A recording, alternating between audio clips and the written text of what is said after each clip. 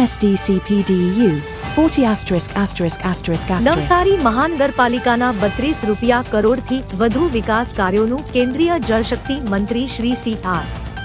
પાટીલના હસ્તે ખાતમુહૂર્ત તથા લોકાર્પણ. જિલ્લા કલેક્ટર ગૌરાંગ મકવાણાના અધ્યક્ષતામાં જિલ્લા સંકલન અને ફરિયાદ સમિતિની બેઠક મળી. ઉત્તરવાહિની નર્મદા પરિક્રમા શાંતિપૂર્ણ માહોલમાં સરળ રીતે ચાલી રહી છે. હવે પરિક્રમાને માત્ર 1 સપ્તાહનો સમય બાકી છે.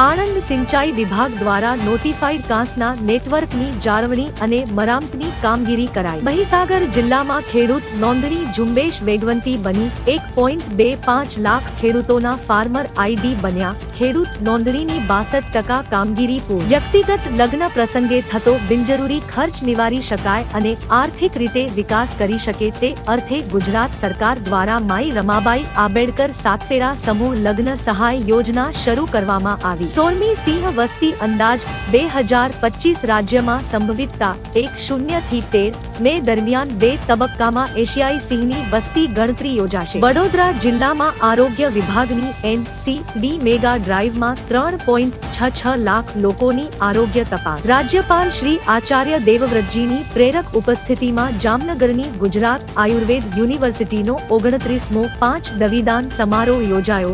1841 વિદ્યાર્થીઓને પદવી એનાયત કરાઈ. જમ્મુ કાશ્મીરના રામબનમાં લેન્ડ સ્લાઇડિંગની ઘટનામાં ફસાયેલા ગુજરાતના તમામ લોકો સુરક્ષિત અને સલામત છે.